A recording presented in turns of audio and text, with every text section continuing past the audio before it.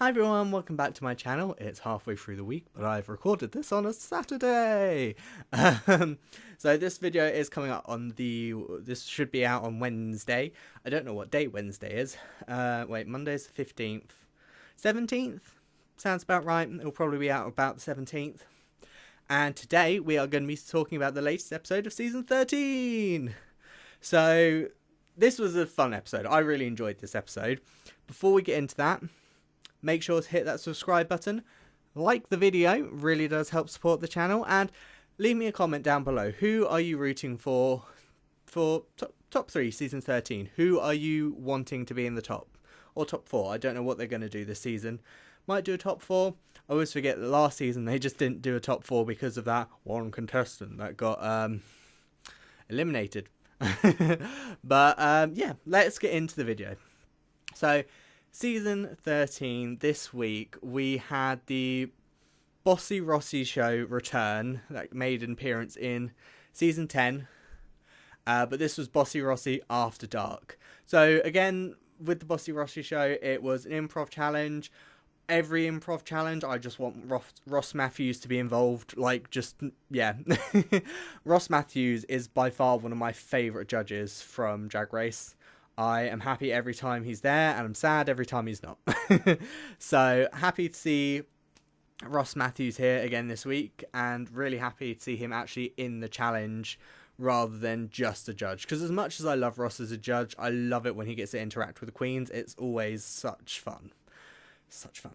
So, improv challenge, we had groups. So obviously everyone was like, we had, I think, a couple of groups of 3 and then a couple of groups of 2. So, trying to remember what happened. So we had Olivia Lux, Got Mick, and Utica Queen. And this was all about, like, mimes, like how mime being like a around the world cult. Now, Got Mick played an author who had released a book about, like, her experiences in the, like, mime cult and getting out and things like that. Olivia Lux, played a recent escapee of the cult, and Utica Queen played Olivia Lux's mum. Now, Olivia Lux is the overall winner of this week, and very well deserved, I will say. Olivia Lux had very few lines, but she did so much in this challenge. It was her, because she was like the latest escapee of the mime cult. A lot of her screen time for this episode was spent doing physical comedy, like mime stuff, which I can't do. I didn't train to be a mime. But, you know, she's really great. And then when she finally, like, spoke at the end, it was brilliant again.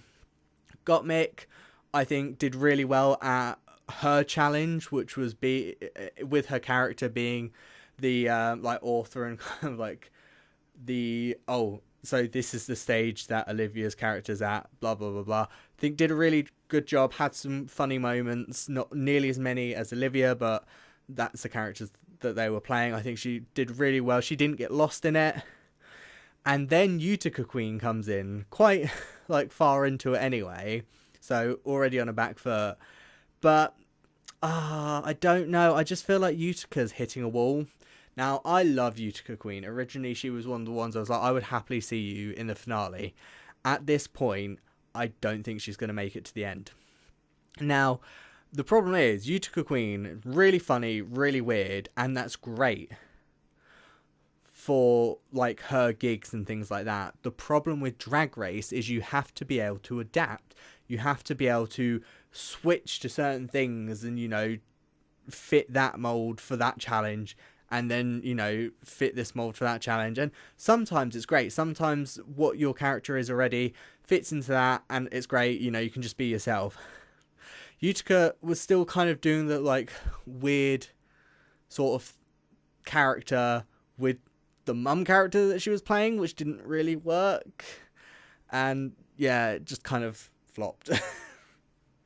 So it was a shame, and it was horrible to see her kind of, like, struggle so much. But, you know, unfortunately, sometimes that's just the name of the game.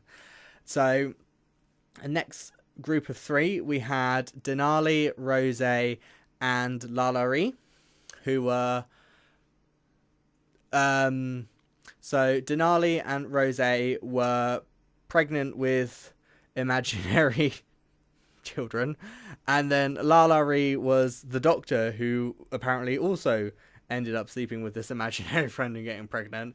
It was quite funny. LaLaRi did unfortunately kind of just fall into the background, but Rose and Denali, really good together. I really enjoyed them. I thought they were really funny. And you know when your brain just goes, I've got that feeling at the moment. Tina Burner and Elliot were two T's. They were... So Tina Burner's character was a woman that used to work at like NASA, but then got like this big butt implant and then left. And then Elliot with two T's was like supposedly like a friend, but then like on the main stage later she was saying about how they were in love sort of thing. It's like, yeah, that did not come across at all. Tina Burner really stole the scene, and then partway through it, Elliot came out with like, oh, you know, I've got these big boobs sort of thing, and it was like, it was okay, but I just felt Elliot just didn't really match. Just could have done so much more. We had Simone and Candy Muse as like, were originally like young stars and really good friends, and then they grew apart sort of thing. Candy Muse did okay. I think it was good for her to show that she could not just be herself. You know, she changed she really went into her character's personality rather than just being like, I'm Candy Muse, which was great to see, and it was nice to see that she has that range and she can adapt to situations, unfortunately, unlike Utica. Simone absolutely killed it. I was very happy for her to be in the top as well. Candy Muse did place high as well, and I thought that was fair considering some of the other ones. I definitely thought she deserved to be in the like top 3, and Simone just killed it.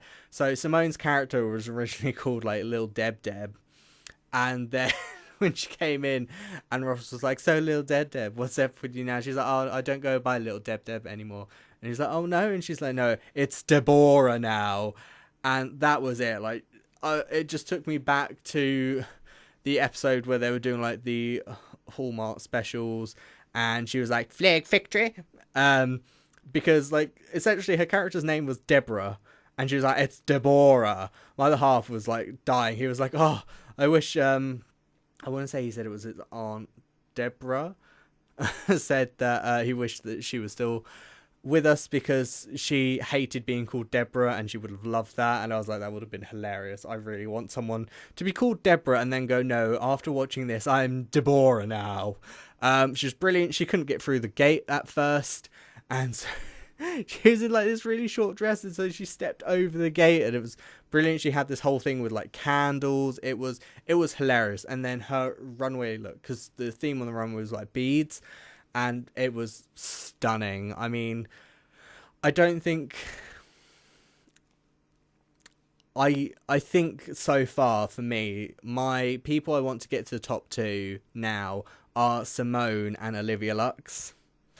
I think that's it. I'm trying to think if there's anyone I've missed out going through now. Because I know last week, when I was speaking season 13, I missed out Tina Burner. I'm pretty sure I missed out someone else, and now I still can't remember who it was. But yeah, last week Tina Burner did well. Outfit, horrible. And yeah, no, I think my problem with Tina is, like, she had a really nice, really sweet moment with Elliot in the workroom where, like, Elliot was saying about how, you know, she just doesn't really feel like anyone likes her sort of thing, and Tina was like, well, you know, you're not really very vulnerable, you're not really like very genuine with people. And then Elliot went into this whole thing about depression, and, you know, we got to see a really nice moment with Tina where she was like talking about her mum and how her mum suffers with depression and everything like that. It was really sweet. My main problem with Tina is I look at her face when she's in drag, and I just think to myself, I feel like what you're doing with your face makeup wise to me just doesn't look good. Like, it doesn't look right, and I can't think why, and I can't think how it could be better. So I'm not sure what to do with that, but I must admit, in this week's episode especially, you know, I grew to like Tina Burner a lot more, and yeah, it just unfortunate about that face makeup. I mean, she had bigger hair, which was nice. But the as I said earlier, the winner of the challenge ends up being Olivia Lux. So this is her second point. So her and Simone are now still both in the first place, and Gottmik is just behind them in second with 1 point. And the bottom two were Lala Ree and Elliot with 2 T's. Now, this lip sync was really good in my opinion, and I literally just couldn't think who would have gone home. I think because Elliot did a couple of like splits and that, I was sat there going, okay, so they're probably going to save Elliot because Elliot's done the stunts. But I could have easily still seen it being like a double stay. Because I mean, if you think back to All Stars 2, when Alyssa Edwards and Tatiana lip synced against each other, Tatiana didn't do any stunts.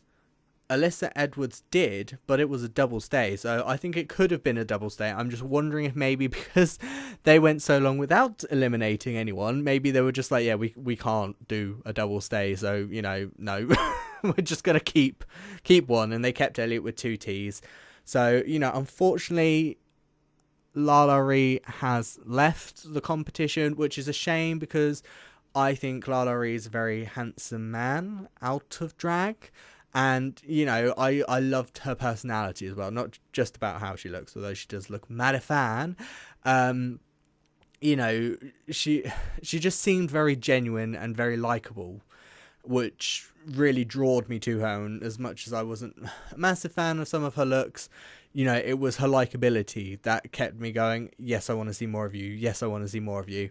So, unfortunately, we have to say goodbye to Lala Ree, but unfortunately, that's the name of the game. That's Drag Race. You know, some days you win a challenge, some days you don't win a challenge, some days you just go home. But who knows, you know, hopefully we'll see more of Lala Ree in future. Maybe she'll be on an All-Stars at some point. We shall see. I'm still wondering when All-Stars 6 is going to be announced because, you know, we know the calls have gone out. We know that I remember seeing some stuff about, you know, all the queens that have supposedly done All Stars 6 have already finished filming and everything. Like they've finished filming like middle of last year or something. So, you know, it is one of those things. I do find it funny though, because thinking about season 13, it's been going on like since the beginning of January, and I'm pretty sure, given how many queens are left, we've still got a while to go left. And I'm just sat there going, I'm pretty sure this is going to be finished after season 2 of Drag Race UK finishes. And yet this season 13 started before that started.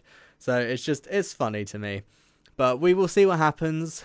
As I said, I think Simone and Olivia Lux are currently my 2 that I'm like, yes, I'd like to see you in the finale. Utica Queen, as I said, I'm not sure how much longer she has left in the competition, which really pains me to say it because I love Utica Queen. I think she's brilliant. She's very cute out of drag again, but also I just love how her mind works. I just feel like she's just not able to adapt to the challenges, and I think unfortunately that is to her detriment and is why she probably won't get to the end. But we will see. You know, she might have a full 180 and just end up like killing it. Who knows? But again, let me know in the comment section below, who are you wanting to make top 3 or top 4? I'll give you top 4 because Drag Race US usually does a top 4, apart from last time, but obvious reasons why that happened. But yeah, top 4, who are you wanting to be there? If you don't have a top 4, just, you know, if you only have 1 or 2, that's fine. Let me know about them. Who are you rooting for? While you're down there, don't forget to subscribe for more videos from me. And like this video, you know, it really does help support the channel. Share it with your friends, you know, make sure everyone knows about the crazy red-haired lady. Yes, I've gone back to the red hair again today because I love it. I feel like out of the hairs I've got at the moment, this is the one that looks best. So this is why I keep going back to the red. But yeah, that's going to be all from me for today. And until next time, see ya. Oh, that vibrated. Vibrated?